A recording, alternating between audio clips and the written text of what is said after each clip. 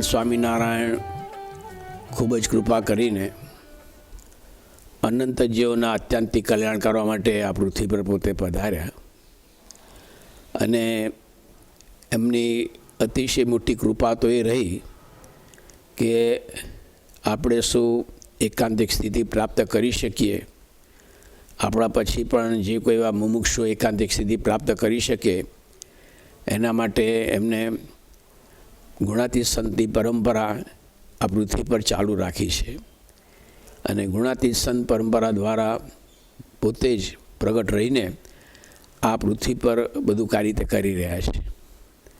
આપણે ખરેખર એવા ભાગ્યશાળી છે કે આપણને એવા ગુણાતીત પરંપરામાં પૂજ્ય પ્રમુખ સાંઈ મહારાજની આપને અજોડ પ્રાપ્તિ થઈ છે.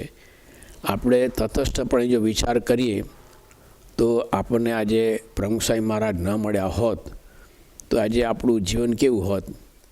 આપણે સંસારમાં માયામાં ભોગવિલાસમાં જ આપણું જીવન કૂતરા બલાડા ગધેડાની માફક આપણે જીવતા હોત. પણ આજે પ્રમુખ સાંઈ મહારાજ જેવા આપણને ગુરુ મળ્યા તો આપણને આવું દિવ્ય જીવન જીવવા માટે એમને ખરેખર સ્વીકાર્યા. આપણી તો કોઈ લાયકાત પાત્રતા તો છે જ નહીં, પણ પરમ પૂજ્ય પ્રમુખ સાંઈ મહારાજ કેવળ દયા કરીને કૃપા કરીને જ આપણને તે સ્વીકાર્યા છે અને આપણને સૌને એવી ખાતરી આપી છે કે અંતકાળે આપણે માટે અક્ષરધામ નક્કી છે. પ્રમુખ સાંઈએ ઘણીવાર આપણને આમ બહુ જ ખુલ્લા દિલથી આ પ્રકારની બાંયધરી આપી છે અને એ બાંયધરી એક પ્રમુખ સાંઈ મહારાજ જ આપી શકે, બીજા કોઈનું એ કામ જ નથી રીતે.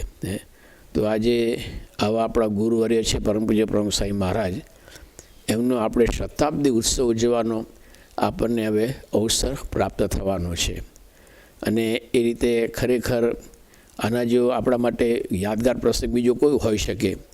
પરંતુ આજે આપણે એને માટે શું કરવાનું છે, શું ધ્યાન રાખવાનું છે, શું જાણપણું રાખવાનું છે? તો પહેલાં તો આજે આપણે આપણું પોતાનું અંગત જીવન છે એ વ્યવસ્થિત બનાવવાનું છે. એ ક્યારે રીતે બને?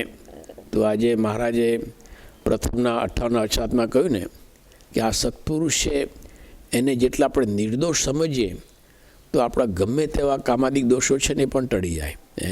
એટલે આપણે પ્રમુખ સાંઈ મહારાજને સંપૂર્ણપણે નિર્દોષ સમજવાના છે કે ભલે અત્યારે સ્વામી સંપૂર્ણપણે આરામમાં તે હોય તેમ છતાં એ ત્યાં રહીને પણ સારંગપુરમાં રહીને પણ એમના કાર્યો તો ચાલુ જ છે. 2.5 વર્ષથી એક ધારું સ્વામી સારંગપુરમાં બિરાજે છે.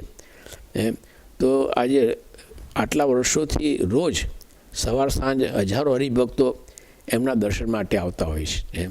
તો આજ બતાવી આપે છે ને કે એમનામાં કેવું આકર્ષણ છે કે ત્યાં આજે આજ એક જોવાની ખરેખર ખૂબી છે કે સ્વામીશ્રી અત્યારે તો આમ તદ્દન ઇનએક્ટિવ છે, કે ત્યાં કોઈ પ્રકારનું આજે પ્રવૃત્તિ કરતા નથી કે માર્ગદર્શન નથી આપતા, કંઈ નહીં. છતાં પણ પોતાની જે આંતરિક શક્તિ છે, આત્માની શક્તિ છે એ દ્વારા પોતાનું જે કાર્ય છે એ ચાલુ જ રાખ્યું છે. જેમ મંદિરો આજે થઈ રહ્યા છે એમ આજે આપણે તે જોઈએ તો ત્યાગી પણ થઈ રહ્યા છે. આજે અમેરિકાથી ઇંગ્લેન્ડથી બધીથી યુવાનો હોંશે આજે સાધુ થવા માટે આવે છે. તો જ્યારે આપણે આવું વિચારીએ ત્યારે આપણને ખ્યાલ આવે કે આપણને ખરેખર કેવા અજોડ આ પુરુષ રીતે મળ્યા છે. સાક્ષાત મહારાજે જ એમના દ્વારા આપણને મળ્યા છે. તો આપણે એવું સમજીને એવો મહિમા બરાબર સમજી પહેલાં આપણે એવું સમજીએ અને પછી આ શતાબ્દી નિમિત્તે આજે આપણી સેવા શું છે, આપણી ભક્તિ શું છે, તો આપણા પ્રસંગમાં જે કોઈ રીતે આવે એને આપણે પરમ પૂજ્ય પ્રમુખ સાંઈ મહારાજનો મહિમા કહીએ. આજે જે કોઈ આપણા સંબંધી હોય, મિત્રો હોય કે ગમે તે કે આપણે નોકરી કરતા હોય, ખેતી કરતા હોય, જે કોઈ આપણા પ્રસંગમાં રીતે આવતા હોય એને ગમે તે રીતે સ્વામીના મહિમાની વાતો રીતે કરીએ. એ આપણી સેવા ગણાશે, આપણી ભક્તિ ગણાશે રીતે.